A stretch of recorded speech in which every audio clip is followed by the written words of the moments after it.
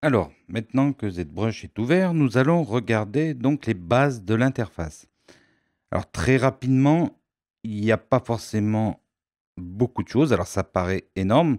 Donc comme vous pouvez voir en haut, on a des menus. Donc il faut savoir que tous les menus qui sont là, ce sont des menus par rapport aux icônes qui sont ici. Par exemple, Alpha qui est ici, on va retrouver le menu Alpha ici. C'est-à-dire que ce qu'on va choisir à l'intérieur comme Alpha, on va y retrouver dans les menus ici et on va avoir un peu plus d'options. Donc tous les icônes que vous avez sur le côté sont toujours en rapport avec ce qu'il y a en haut au niveau des menus. Au niveau des palettes, à cet endroit-là, nous avons les réglages de couleur et de matière qu'on verra plus tard. Nous avons les menus ici Z-Add et Z-Sub qui veut dire ajouter et supprimer. Focal Shift qui est en fait la taille du pinceau, la taille du bord du pinceau et Draw Size, la taille du pinceau. Alors tout ça, bien sûr, il y a des raccourcis. Donc si on se met dans l'interface, on appuie sur S, on fait apparaître Draw Size. On lâche et on bouge notre pinceau. Et en bougeant, ça, on enlève le petit icône Draw Size.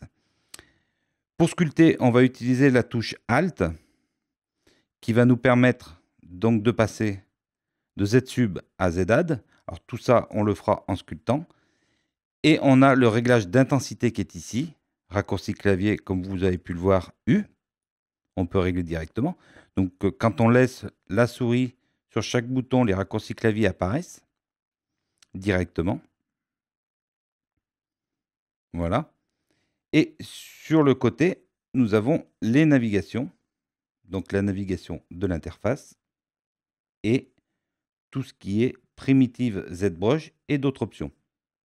Voilà. Donc sur la droite, on va retrouver ce qu'on appelle les tools. Les tools dans ZBrush, ce sont des objets 3D.